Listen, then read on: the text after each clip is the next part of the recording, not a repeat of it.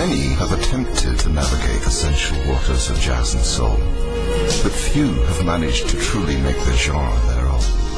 Fewer still have succeeded in going beyond the ordinary and gaining international acclaim, captivating their audiences, taking them on trips, journeys of nostalgia, and leaving them looking forward to more.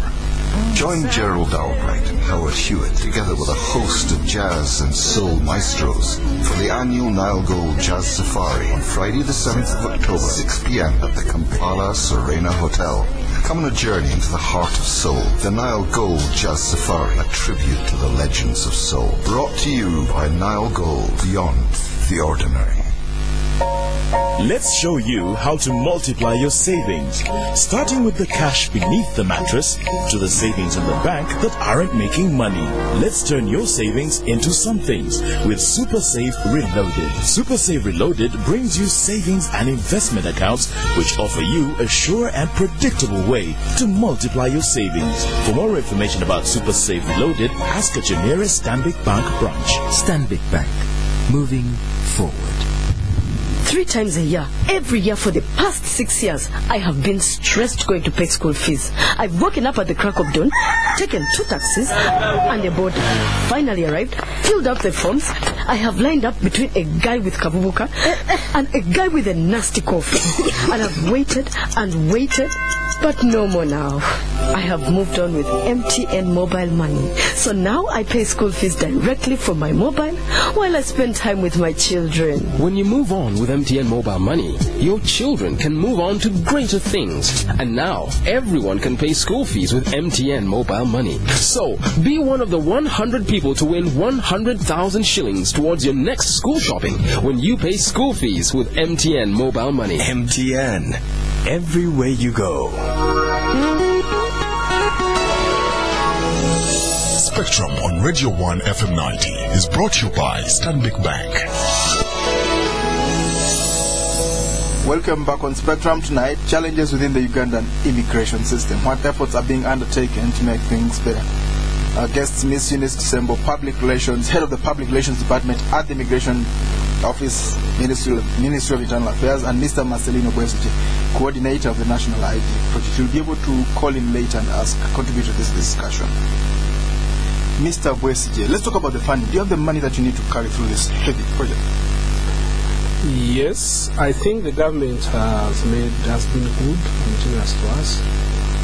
Government undertook an arrangement with the service provider, and all the equipment has been brought and it's here. Government has also allocated us premises which are about to be renovated, where we can operate from. Now, the President has also directed that a new department that is going to be concerned with the registration of people be put in place. I think sooner than later, this will also be put in place. Of course, after buying the equipment, the rest now are operational costs. Now, the plan we have currently is to accommodate this under the usual budget framework for the government. So, when the activities hold, your government will provide the funds. And do you have the manpower? Of course, as you know, this country has got a lot of young people who are eager to work, and we shall be able to recruit people. But currently, we have a nucleus team of about 6 or 7 people in the Ministry of Internal Affairs. 6 or 7 people? Yeah, these are the planners and the strategists. So, but we are going to rely on to recruit on some immigration people and also other people outside. Now, this is within the Ministry of Internal Affairs. But as I've told you, we've got a huge network of stakeholders. There are other people in the Ministry of ICT, in the Electoral Commission. So we are going to put together a national team that is going to coordinate this exercise. So the manpower is there. And how exactly will it roll out? Will you ask people to queue up at the district head office? How is that exactly going to play out?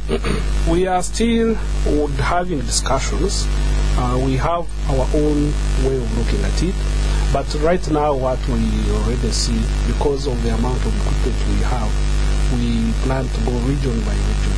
Right. And as I'd explained earlier on, where we go, we must leave a system in place. Yes. Now, our target is to reach Gombororas for the continuous process. But because of that, we I mean, as I said, the county. The sub-county. Sub-county, right? Yeah, the LC3. Right. But when we envisage to have a mass registration, the purpose of this is really to go to get deep down and be able to reach everybody, because every person in this country is going to be registered. Now, this is also something that is unique to Uganda. In other countries, let's say Kenya, they have had national IDs from 1905, right, but they only handle people 18 and above. But for us, we are going to register every person in the country. Everyone is going to have an ID? No. You register? Eventually, yes. But we will issue IDs immediately to those who are 18. That's what the law says. Right. But there is nothing in the law to stop those who may not be 18 but need to have cards. But that is something for the lawyers to handle. Now, after registering people, what is important is to leave in place a system. So we shall leave a system at the LC3, but the mass registration will go ideally at the parish level, if possible village level, but if not, at least parish level. Then we go region by region until we cover the whole country. Right.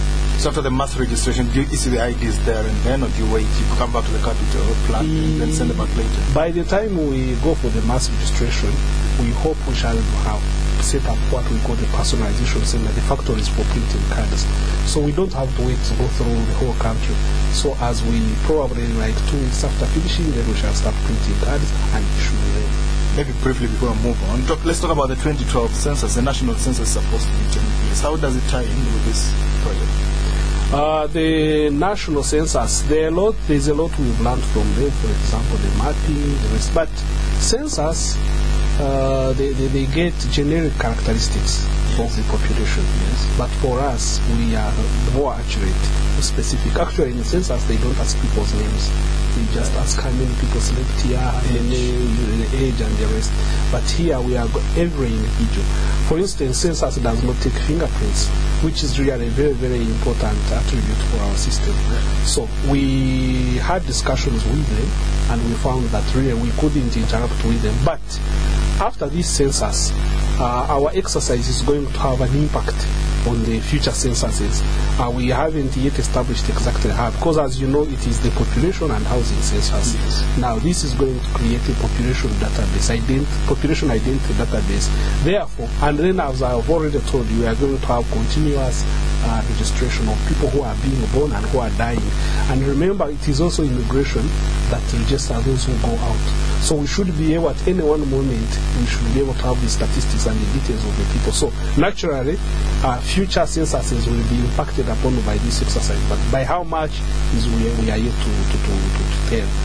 Right. Of course, there have been improvements. These days when you travel, your passport is actually swiped. You don't use manual systems. Madam Kisembo, let's talk about the East African passport. How relevant is it?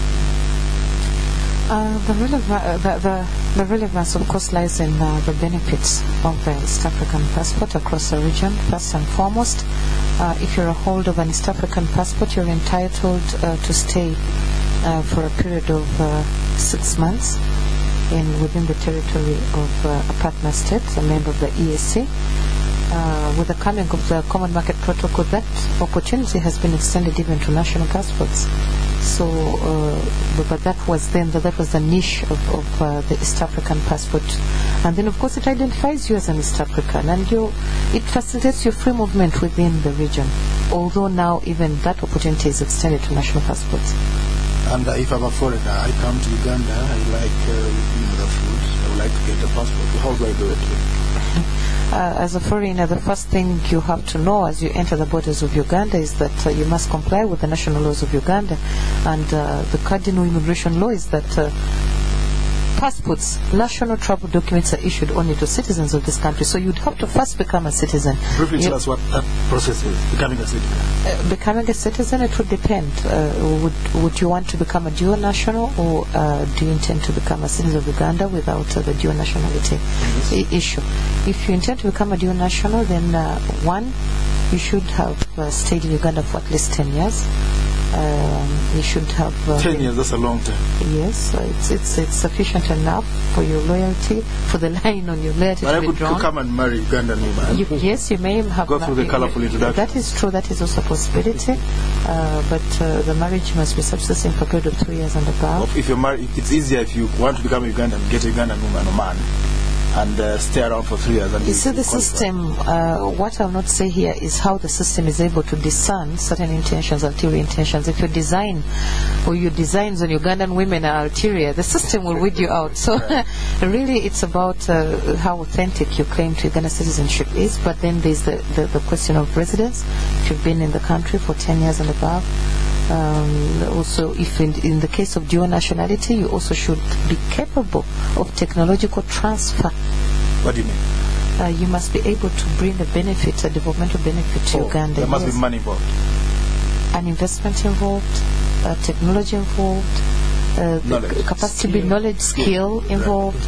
Yes, all those are issues to consider. How long has it been legal But to have- again, that is for those who have been legal and permanent residents for 10 years. You also have the other category, people who came in, I think, long time ago. Yes, historically, those ones 20 years. If, as at the start of the constitution, if they had lived in the country for 20 years, they're eligible to apply for Uganda citizenship. Do you have stateless people in this country who came here and they're not registered, they're not foreigners, they're not Ugandans? We have a lot of Somalis who live here for a long time, some half-caste. Yeah, but so you say they're Somalis. Well, they came from Somalia. They probably don't have Somali passports. And you don't recognize them. You see, it's not that they're stateless. If they came here and fled persecution from their countries of origin, they're refugees. They have a homeland. They're not stateless. They're not stateless. Maybe they're recognized refugees. Maybe they're asylum seekers in transit to being recognized as refugees. But what is important is that they have a homeland. We, at the moment, have not come across persons who are stateless. We haven't come across that. There may be niceties in the law here and there, but everybody at least right now has a nation that they belong to. Well, in other places we have stateless people. Let's talk about the dual nationality very briefly. How long have we had dual nationals? In the past, former Prime Minister Tseka used to debate on it, saying we should have it, and it was illegal in the past. For how long has it been legal to have dual nationality? 2009. Since 2009, it was... there was an amendment to the Constitution first and foremost, to Article 15 of the Constitution. Then later there was also an amendment to the Uganda Citizenship and Immigration Control Act, CAP 66. So dual citizenship came into effect in 2009 in this country. You can be a Canadian and you can have the same. Provided you fulfill the criteria laid down in the law. And many Ugandans in the diaspora are they coming to pick up Ugandan passports? Yeah, there are many actually right now as we speak. The Director for Citizenship and Immigration Control and the Chairman of the Board, no, not one of the beneficiaries, is moving to UNA, to the United Nations Convention, the Association, American, yes, to ensure that we let Ugandans know the law in place, sensitize them, the requirements, and attract them back to their roots. This is Petram on Radio 1. You can call in now. Our number 0414 348 111. 0312-260-390, 0312-261-390. When you call in, please tell us your name and where you are calling from. Mr. Bwesigye, as we wait to hear from our listeners, talk to us about this national ID. How relevant is it? The national ID is very important. Specifics are contained in the regulations and in the law. But briefly, when the national ID system gets into place, having a card is going to be a prerequisite for very many activities. For instance, transactions, access to services, let's say hospitals, schools, even public buildings. Of course, the security needs. For example, before if people want to know who is who, so it's going to be very, very important. But more importantly, it's also going to help for planning purposes. The government is going to know how many people exactly at any one moment are in the country, so that they are able to plan for them. And then also in the context of the East African community, our card is going to be able to facilitate people to move within the 5 countries of the East African community. So the national ID, if you have it, it's like a passport, and it's a regional passport. Yeah, at least within the framework of the East African community. Well, and of course you said security of identification. I believe that at some stage they'll begin to dish out oil money. They come to your door. You think they brought a power bill and they're bringing you some money from the oil that is sold in Western Uganda. So if you have a nice night, it's going to be there. Let's talk about impositors. People might, begin to pretend to be Ugandan. We have a caller on the line. Spectrum. Yes? Yes, Edmond. Your name, sir? My name is Paul Mugambe. Yes. Calling from Luzera. Could you switch off your radio, walk away from it? Hello? Yes, go on. That's better. Happy Eid. We can hear you now. Please go on. And now, I thank those officials for what they are doing, but they have overemphasized the issue of forgeries, looking at checking the forgeries in getting, for instance, the diplomatic passport. But in my view, the biggest problem is not the forgeries. The problem is mainly an internal one, because most of these criminals, the drug dealers that are caught with our diplomatic passports, the passports are usually genuine. They are not forged. So I think they should address the internal problem, how these wrong people access these documents, which are actually genuine. So there's a very big internal problem within the Foreign Affairs Ministry and the Ministry of Internal Affairs. Thank you. All right, Spectrum, hello. Yes, good evening. Good evening, your name? Yes, I'm Josh from Kavo. Yes, John. Yes, I was asking you that lady, that have they ever deported certain people? Because in Uganda, I'm seeing there are many people who are coming in Uganda when they are not meant to be here. Like as you see in England, they are deporting so many people back. But here in Uganda, they expect each and every person. I could mention of a tribe that it can bring a problem, but there are many tribes here. People came as refugees, but they are sitting here as Ugandans. And the immigration department hasn't done about that. So how can that lady explain about such an issue? All right. Thank you. Okay. Spectrum, hello? Hello? Yes? Hello, good evening. Good evening, sir. Your name? Yes. Your name? Hello? Yes, sir. Your name? Hello? Yes, we can hear you live on Spectrum. Your name? Now, that lady Kisembo, is she aware that they are using the illegal institutions and their documents can be challenged? Because legally the LCs are not existed, and they are using LCs on their documents. Those are illegal institutions. So, okay. You made your point. Hello? Yes, your name, sir? Yeah, my name is Jimmy Bwesigye. Jimmy, yes? I was in Rwanda about a month ago, and I was surprised. I didn't have my passport. My passport was I had renewed it, and I had this chance to go to Rwanda too. And when I reached the Ugandan side, all they asked was the card from where I work. Then in the form to present what would be with Rwanda. But my question is, having a card from work really doesn't make me Ugandan. And anybody can have a card from his job, and they are not Ugandan. So I want those two people to make it a decision. Okay. Our final caller, Spectrum, hello? hello? Yes, sir. Your name? Good evening, I'm Peter from Karasuvi. Yes, Peter. Hello? Yes, Peter, you live on Spectrum? Peter? My question is on work permit. Yes. Hello? Yes, Peter, go on. We're listening to you. Okay, my question is on work permit. Since there are so many foreigners working here, maybe Asians, people from Asia, and there are so many here, they don't have work permit, but they are working, and maybe somebody would be able to explain to us how these guys come here and work without work permit. Thank you very much. Have you checked? You've not told us whether you have some statistics. Anyhow, thanks for your question. Madam Kisembo. Yes, I'll start with the issue raised about the internal problem and vis-a-vis the issuance of passports. It is true that certain people have been found in possession of diplomatic passports. But you see, we've also found out that we issue these passports to people genuinely, and these persons have sold the passports. So let me tell you, the problem is internal, but it is internal to the country. It is internal to the integrity of the society fabric. Ugandans sell their documents for money. We have statistics. We have proof. That must be a very narrow market. You sell it to one who looks like you. Let me tell you something. That is why they are found. That's why they're intercepted. So this person thinks, if I sell this document, the person will pass. Of course, you picked your money.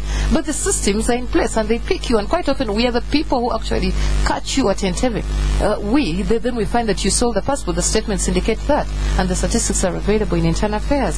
So the thing is, it's not about blaming. Because internally, our duty is to ensure that we clean the system. If there is any person conniving at crime within the system, the person should be pointed out, because the law must be enforced to the letter. But it must also be enforced against Ugandans who sell their travel documents, and there are many. Sure. Then have we ever deported illegal immigrants? That is our mandate. We do it daily, every day. Maybe these statistics are not out, and I hope the commissioners and the senior management are listening in. Maybe we need to let the people know what we are doing in that area. We've done this. It's not like we woke up yesterday and started to deport illegal immigrants or started to remove illegal immigrants. No, we actually, when we elevated the then immigration department to directorate level, one of the departments that was created within that directorate was legal and inspection services, and its duty is to make sure that they inspect, they investigate, they prosecute, they remove what is illegal. And we've been removing, and the statistics are there. We've never stopped removing people from our country. Which nationality is most foul? I can't say this particular nationality. The issue is an illegal immigrant is an illegal immigrant. Whether that person, what is important is that person is not a Ugandan. So I don't want to point at nationalities, because sometimes it has a tendency to raise xenophobia against certain people. ELSEs are illegal institutions. That is now the ELSE requirement is not in the law, and that is why our law requires you to appear in person. So it's not like we are relying on an illegal institution. The law requires you to appear in person before an immigration officer. The immigration institution is very legal. It's created by law. We interview you. The other one is an extra precaution, because those are the localities. Yes, it just empowers our system further. And of course, it doesn't mean that if an LC recommends you are Ugandan. No, we interview you. We found many. They know you better. They know you better. Yes, but sometimes if they have recommended, if they've recommended you wrongly, then the mandate and discretion under the law is ours to deny you. How can you tell these people know you? They live with you in the locality. How would you tell? You're so far away. How would you tell? Yes, sir. You may have lived there. I went around and I know people who have said, because so and so has stayed in my locality for 10 years as a Ugandan. Now the duty is for the immigration officers, when the application is presented, to vet and discern and say citizenship is not by virtue of residence. Citizenship is according to the law, according to certain criteria spelled out by the law. So that's what is done. And so in that way, they doesn't matter how many local languages you speak. No, because I speak several external international languages, and I'm not those nationalities.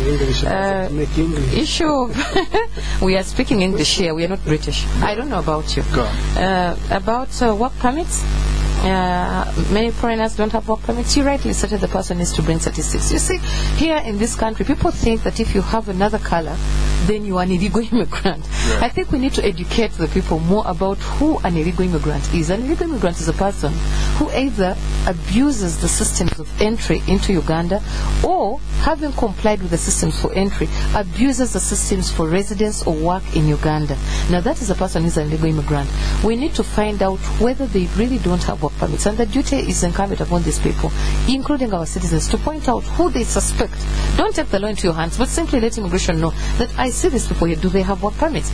But what we found, you see, what they don't understand is that someone may have come in as an investor, may have applied for an investment permit. Of course, to start even investing in the country, you need a work permit. Now, the thing is, maybe the person has not... An investor's license. Yes, an investor's license. Maybe 3 years down the road, you have not done what you said you came to do. And at that point, immigration comes in. Now, that person is not an illegal immigrant. But when we go down and find that they have not done what they say they came to do, that a person said they came to set up a factory and they're selling shoes in Nakivubu, then at the point of renewal, we refuse to renew that work permit and then request them, oblige them to leave the country. That doesn't make the person an illegal immigrant. It simply means that the person does not fulfill the reason, the goals for attracting him into the country. Yes. And I think you can take on, there was something about IDs? All right, Mr. Yeah, someone was trying to say that having an identity card does not make one Ugandan. Well, to begin with, there are going to be different types of identity cards we issue. We've talked about the national identity cards, but even legal alien residents will also be issued cards as such. Residence cards. Alien ID cards. Yeah, Yes. foreigners who are living here. How much validity? It will also be, it will depend. You see, to be a legal resident, you have to have a status, either work permit or a student's permit. If you exceed 3 months, you'll be treated as a resident and then you'll get a card. Now, he is right to say everyone who has a card. But what I think is important here is to say that before you get issued a Uganda national identity card, there is going to be a vetting process. This is what I talked about earlier on. We will capture your data, have it in our database, and then if you fulfill a certain criteria, you will be called a Ugandan. We can't go into the criteria now, maybe that's a topic for another day, but as my colleague has said, citizenship is a status, and to acquire it you have to go through a laid-down process. So if you fulfill that, then you get it. And that's why people need to be patient. Every person, every record must be checked against itself. We want to make sure we are careful and we don't give you a status that is not yours legally. All right.